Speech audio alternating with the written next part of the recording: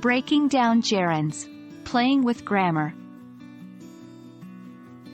Hello, language enthusiasts. Today we're going to explore a fascinating aspect of English grammar: gerunds. Don't let the name scare you away. It's simpler than it sounds, and we'll guide you step by step. Let's dive in. A gerund is a verb that acts like a noun. It's as if your verb decided to have an identity change and become a noun. The rule of thumb is, if a verb ends with ing and is used as a noun, it's a gerund. For example, in the sentence, "Swimming is fun," swimming is the gerund.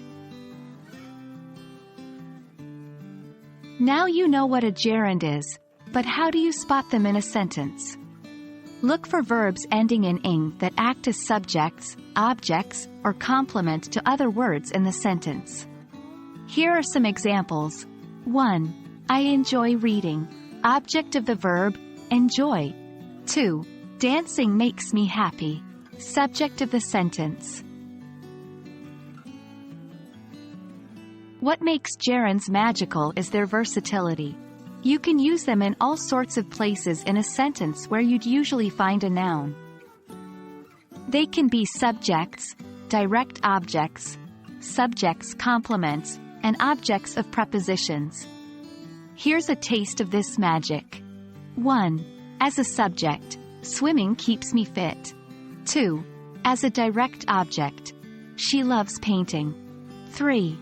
As a subject complement, my favorite hobby is cooking. 4. As an object of a preposition, she is good at drawing. You might be wondering, don't present participles also end in ing? How do I tell them apart? Great question. While it's true both end in ing, the difference lies in their function. A present participle is used as an adjective or to form verb tenses, while a gerund is used as a noun. Compare these two sentences. 1. I saw a breathtaking painting. Present participle used as an adjective. 2. I enjoy painting. Gerund used as a noun. Well, there you have it, folks. That's your introduction to gerunds.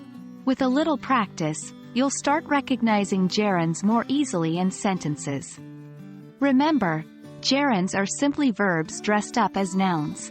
They're unique, versatile, and add depth to our language.